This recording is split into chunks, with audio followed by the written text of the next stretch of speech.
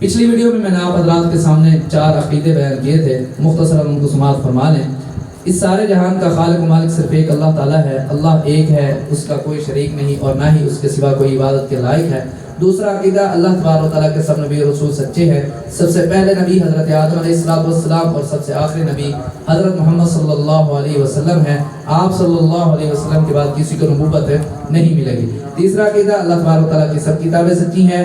مشہور کتابیں 4 ہیں، تورات، زبور، انجیل، قرآن مجید۔ قرآن مجید ہمارے نبی حضرت محمد صلی اللہ علیہ وسلم پر نازل ہوئی۔ چوتھا عقیدہ، اللہ تعالیٰ کے سب فرشتے برحق ہیں، فرشتے نور سے پیدا ہوئے اور معصوم ہیں، اللہ تبارک و تعالیٰ کے احکامات پر عمل کرتے ہیں۔ اب آگے ہے پانچواں عقیدہ۔ پانچواں عقیدہ ہے قیامت برحق ہے۔ قیامت برحق ہے۔ جب قیامت آئے گی اللہ تبارک و تعالیٰ کے سوا ہر چیز فنا ہو جائے گی۔ جب قیامت آئے گی اللہ تبارک و تعالیٰ کے سوا ہر چیز فنا ہو جائے گی۔ یہ ہمارا عقیدہ ہے، ہمارا ایمان ہے کہ قیامت نے ایک نہ ایک دن ضرور آنا ہے۔ ایک نہ ایک دن قیامت آ کر رہے گی، اور قیامت کی کیفیت کیا ہوگی کہ قیامت جو آئے گی وہ کافروں پہ آئے گی۔ قیامت کس پہ آئے گی؟ کافروں پر آئے گی۔ کیوں؟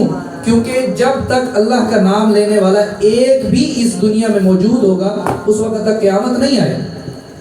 قیامت کے آنے سے پہلے مسلمان اس دنیا سے چلے جائیں گے، قیامت جو ہے گی وہ کافروں پہ آئے گی۔ تو یہ ہمارا عقیدہ ہے، ہمارا ایمان ہے کہ قیامت برحق ہے۔ پانچواں عقیدہ کیا ہے؟ قیامت برحق ہے۔